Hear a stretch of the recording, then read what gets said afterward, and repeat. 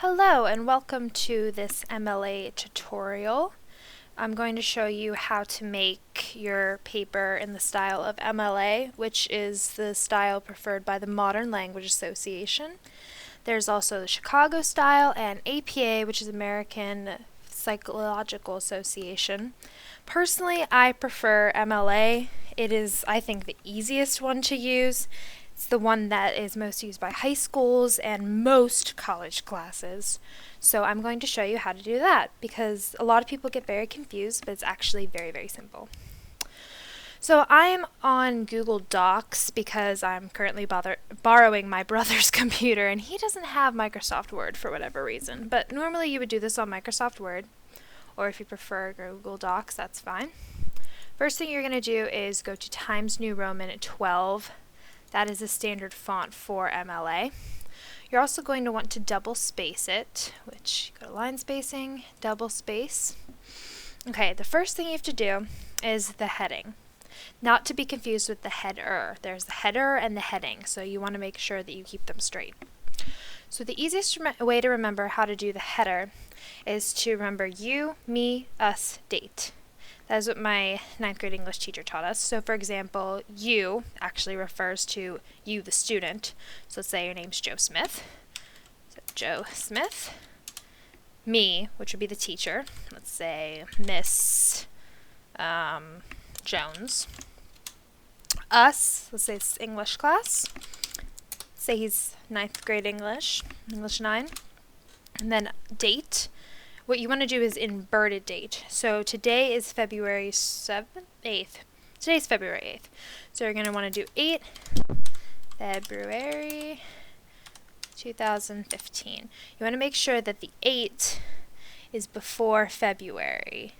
Normally you would see it like, you'd see it like February 8, 2015. But that's not how you do it for MLA. You want an inverted date, which means that the 8 would come before the month. Alright, so that's it. That's your heading. You, the student, me, the teacher, us, the class, date. Make sure it's inverted. Very simple. And so you're going to want to make sure that's on the left margin, well not margin, but it's the left side of the page. Now your title is going to be in the middle. So let's say this is for a report for Grapes of Wrath. Grapes of Wrath paper. Not a very original title, but you're in 9th grade, so let's go with it.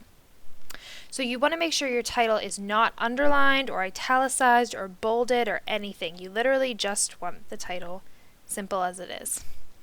I always used to underline it, and I got in trouble when I first started doing that. So then you will press enter. You'd want to do left side again.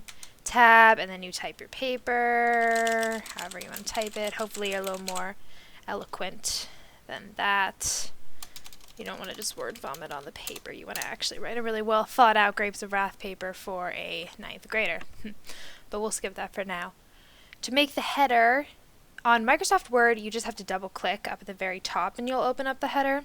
But this is not Microsoft Word, so you have to go to Insert, Header. That also works on Microsoft Word, but it takes, one extra step. So the most important thing about the header, you're going to realize, see, it jumped back to Arial 11, which is the default on Google Docs.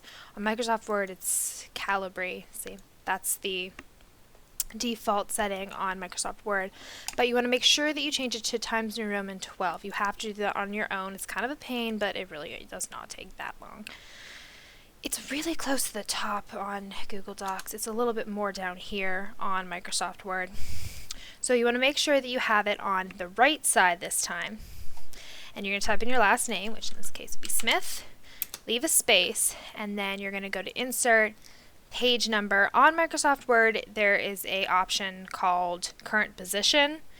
I usually click that, but in this case, you're going to press top of page, and it'll give you your page number. So let's say you're writing your paper, Grapes of Wrath. Oh, I can't spell. Wrath is awesome. And then you type more. And then you're on page 2 with your, your second body paragraph. Grapes of Wrath. I can't spell. That is so awesome. Oh, you're definitely getting an A on this paper. You'll notice that without you doing anything, you already have the header on this page, which is very convenient, I think. So when you're done with your paper, the end. Don't do that on real paper, you'll get in trouble. But you're finished your paper. Now, there should be, maybe not, that's very sad. Darn it. Well, on Microsoft Word, you can do insert page break. Ah, yes! There it is, sorry. Page break, so that you're on a new page. You don't have to just press enter or whatever, which could potentially mess up your spacing. Whenever you're done, do insert page break. Works on Microsoft Word too.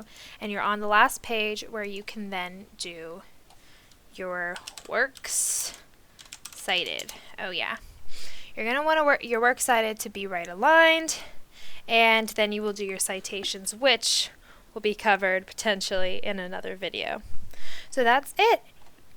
To do MLA format, very simple. You've got your heading, you, me, us, state, inverted date, you being the student, me being the teacher.